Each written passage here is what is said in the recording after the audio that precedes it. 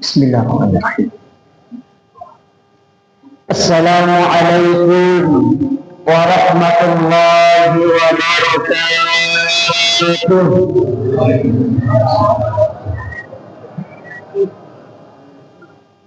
Menjawab salam itu Pak Bu, hukumnya wajib.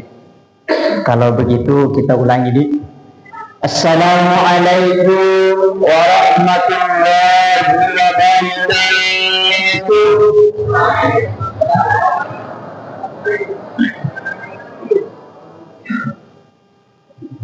Kecuali dua keadaan Pak Bu, salam tidak perlu dijawab.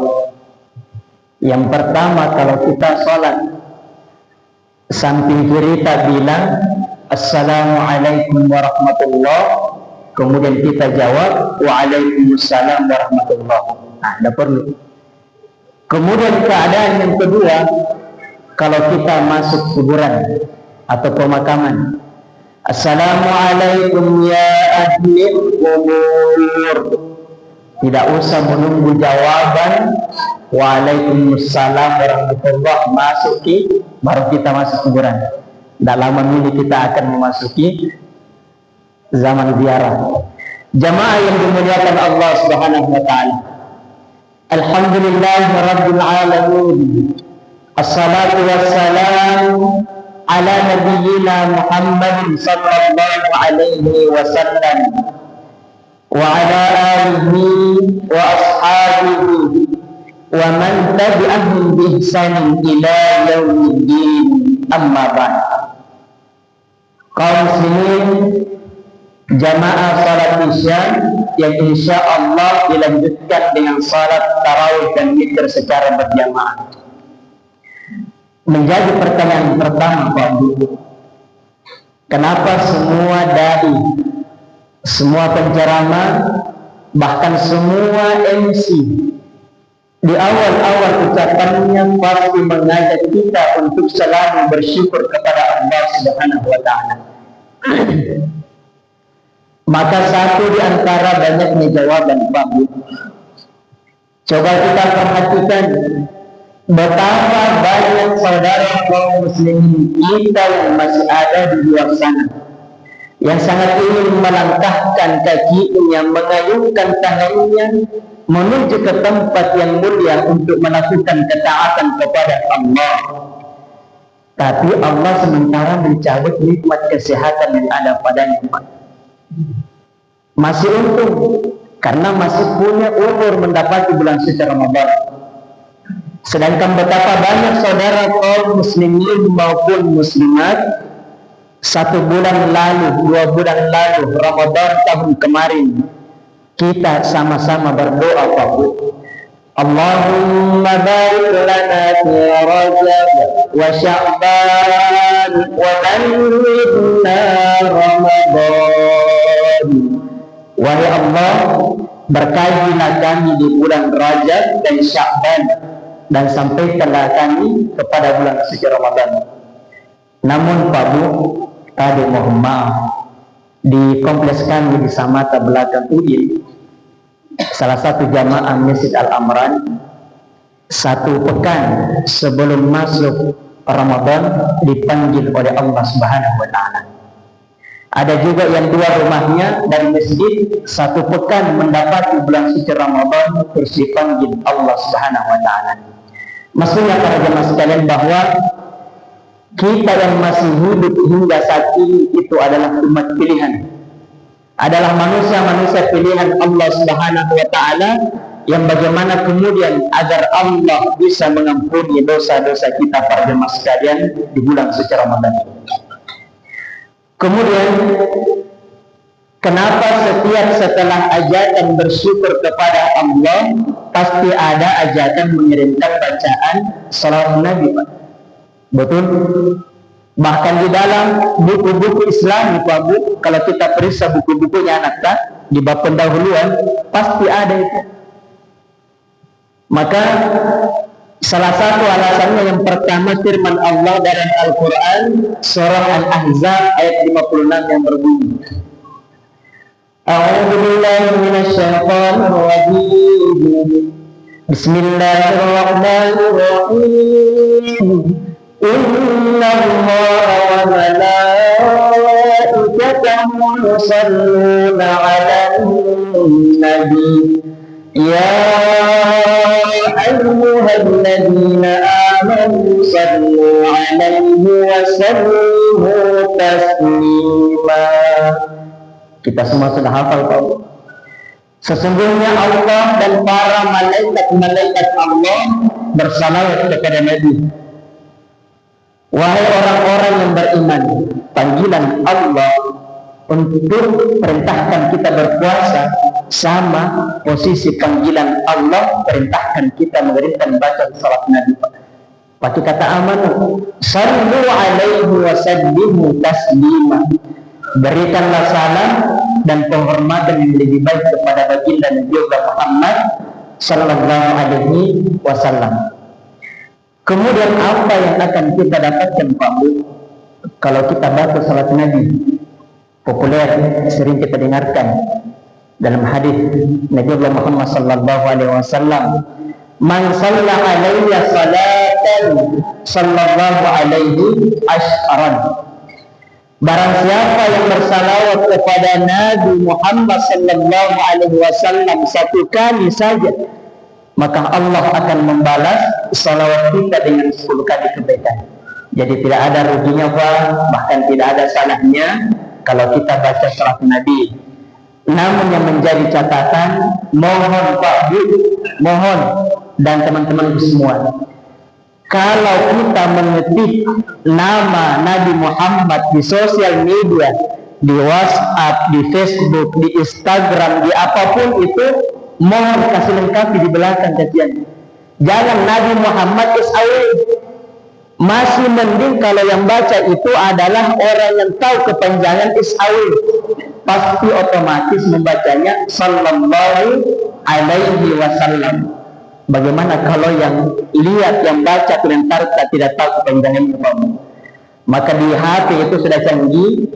Kalau kita sudah menulis satu kali sallallahu spasi alaihi spasi wasallam, maka otomatis itu berikutnya akan aktif kamusnya. Maka kita juga akan mendapat bagian pahala. Jemaah sekalian, jemaah yang dimuliakan Allah Subhanahu wa taala. Kemudian untuk anak-anakku semua yang diberikan tugas di sekolah, judul pada malam hari ini syukur dan istiqamah. Jamaah yang dimuliakan Allah Subhanahu wa taala. Di dalam kitab Mu'jamul Awsat karangan Imam At-Tabarani rahimahullahu taala anhu melalui hadis riwayat Tirmidzi dan Al-Hakim, Ja'a rajulun ila Nabi sallallahu alaihi wasallam faqala, telah datang seorang lelaki menghadap kepada baginda Nabi, kemudian bertanya, ya Rasulullah, ausini bi syai'in yanfa'ullahu bihi. Kasihkan nasihat yang dengan nasihat tersebut bisa memberiku manfaat. Jawabannya Nabi dalam hadis ini, Pak, nasihatnya ada 3. Yang kami mau bahas hanya 1, yaitu yang pertama, aktsirus syukra fa inna syukra yazidu fil ni'mah. Rasulullah perintahkan kepada kita untuk banyak-banyak bersyukur, Pak. Kenapa? Fa inna syukra yazidu fil ni'mah. Di dalam bersyukur pasti ada tambahan nikmat. Kalau kami katakan bukan ada, tapi banyak. Tidak banyak kami bercerita tentang syukur, namun kami hanya mau mengangkat satu kisah di dalam Al-Quran, yang mana kisah ini ada di surah Al-Qasas. Bisa nanti kita sama-sama cek Pak setelah pulang dari masjid. Kita baca surah Al-Qasas ayat 76 sampai selesai. Allah Subhanahu wa taala berfirman, A'udzu billahi minasyaitonir rajim. Inna qaruna kana min qaumi Musa fabagha 'alaihim wa ataynahu lakum ma inna mafatihahu hamulatan ulil usbati ulil quwwah. Sesungguhnya korun itu berasal dari kaumnya Nabi Musa. Jadi ini korun Pak, dikisahkan pada awalnya itu sangat miskin, tapi punya istri dan beberapa anak. Kelebihannya hanya satu, yaitu kecerdasan. Maka korun tahu di sana ada hamba Allah yang dekat dengan Allah, yaitu Nabiullah Musa alaihi salam. Maka datanglah korun kepada Nabi Musa, minta didoakan kepada Allah agar diberikan kekayaan. Nabi Musa yang melihat kondisinya korun sangat miskin, kasihan melihat kondisi korun dan keluarganya, didoakanlah kepada Allah agar diberikan kekayaan. Allah pun mengabulkan doa Nabiullah Musa alaihi salam. Dalilnya mana? Wa atainahu minal mulki ma inna mafatihahu latanu bil usbati ulil quwwah. Dan kami berikan harta kekayaan kepada korun, yang saking kayanya korun Pak, bahkan kunci-kunci harta kekayaannya sangat berat dipikul oleh orang-orang yang kuat pada zaman Nabi Musa. Saking kayanya korun. Namun apa yang terjadi setelah korun menjadi kaya raya? Turunlah perintah kepada Nabi Musa untuk didatangi korun. Untuk apa? Untuk minta dikeluarkan zakatnya Babu. Sesampainya Nabi Musa kepada korun, apa jawaban korun? Wahai Nabiullah Musa, ketahuilah bahwa harta kekayaan yang saya miliki saat ini itu berkat karena kerja kerasku, karena kecerdasan yang saya miliki, dan sungguh tidak ada campur tangan dari Allah Subhanahu wa Ta'ala. Berkali-kali Pak Nabi Musa mendatangi korun, jawaban korun masih sama. Padahal sebagian harta itu akan dibagikan kepada fakir miskin, kepada kaum duafa yang lemah-lemah, yang tidak punya orang tua dan anak yatim piatu yang ada di sekelilingnya. Maka apa kata Allah? Saking marahnya Allah Pak, di dalam lanjutan ayat, "Fahasafna bihi wa bidarihi al-ard." Maka kami tenggelamkan korun bersama harta kekayaan dan bala tentaranya ke dalam perut bumi Allah. Kenapa Pak? Jangankan mengeluarkan zakat, dia tidak mau. Mengakui saja bahwasanya itu sumbernya dari Allah, dia tidak mau Pak. Bagaimana mungkin Allah tidak murka? Makanya para jemaah sekalian, ini juga menjadi catatan.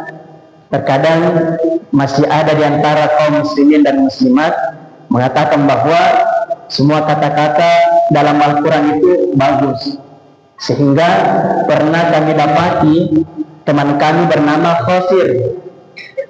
Mungkin pada saat hamil suaminya membaca Al-Quran, dengar suaminya Khosirin atau Khosirun, nah dikasihlah nama anaknya Khosir. Padahal arti Khosir itu adalah orang yang rugi. Sama dengan korun. Jangan sampai keren kita mendengar kata korun, akhirnya kita kasih nama anak dan menjadi korun. Nah, paling sadis kalau kita kasih nama anak dan menjadi rajim. Beda tipis Pak, Rahman Rahim dan rajim. Setan rajim, setan yang tertutup. Bahayanya. Jamaah yang dimuliakan Allah Subhanahu wa Ta'ala. Lanjut daripada kisah korun Pak, kalau sebentar kita pulang ke rumah dan buka HP, menulis di YouTube di pencarian kejadian beberapa tahun silam yang menimpa saudara-saudara kita di Palu, ada namanya Leti Fatsi kalau tidak salah Pak Bu, masih sangat jelas nampak di satelit. Rumah dalam satu kampung itu dimakan, dilahap oleh tanah para jemaah sekalian. Inilah gambaran kecil wallahu a'lam yang Allah perlihatkan kepada kita semua, bahwa dulu jauh-jauh lebih dahsyat adabnya Allah kepada korun yang tidak mau mensyukur nikmat Allah daripada kejadian yang hari di Palu. Mohon maaf kalau mungkin ada yang punya keluarga di sana. Ini hanya motivasi kepada kita, nasihat kepada kita untuk banyak-banyak bersyukur di bulan suci Ramadan ini. Para jamaah sekalian, Di antara kita mungkin sudah banyak yang bersyukur. Alhamdulillah, sudah ada yang mempergunakan waktunya untuk semakin beribadah, banyak membaca Al-Quran. Dari bulan lalu membaca 1 halaman, bulan Ramadan ini 2 lembar, bahkan 1 juz. Namun yang menjadi pertanyaan para jamaah sekalian, apakah pernah kita mengazamkan dalam hati kita bahwa kebiasaan ini akan kita bawa keluar di bulan suci Ramadan, sehingga kita menjadi orang-orang yang istiqamah para jamaah sekalian. Jangan sampai kita termakan kata-kata orang lain, Pak. Apakah beda Tuhan yang kamu sembah di luar bulan suci Ramadan sama di bulan suci Ramadan? Kenapa? Karena cara beribadah kita sangat beda kepada Allah Subhanahu wa Ta'ala. Padahal Tuhan yang kita sembah sama, yaitu Allah, baik di bulan suci Ramadan maupun di luar bulan suci Ramadan, yaitu Allah Subhanahu wa Ta'ala. Maka di bulan suci Ramadan ini menjadi bulan tarbiyah kepada kita, bagaimana kemudian amalan sehari-hari kita bisa nanti dibawa di luar bulan suci Ramadan. Sebagai kesimpulan, marilah kita saling menasihati para jemaah sekalian. Marilah kita mempergunakan sisa-sisa bulan suci Ramadan ini dengan memperbanyak doa, khususnya yang dianjurkan baginda Nabi, Allahumma innaka afuwun karim tuhibbul afwa fa'fu anna ya rahim. Semoga kita keluar di bulan suci Ramadan tanpa membawa dosa, dan nanti kita bisa menjadi kembali fitrah di hadapan Allah Subhanahu wa Ta'ala. Lebih dan kurang yang mohon dimaafkan. Inilah ceramah yang sempat kami sampaikan. Lebih dan kurang yang mohon dimaafkan. Kebenaran datangnya dari Allah Subhanahu wa Ta'ala. Minallahil musta'an wa alaihi istiqlal. Assalamualaikum warahmatullahi wabarakatuh. Tadi, Pak.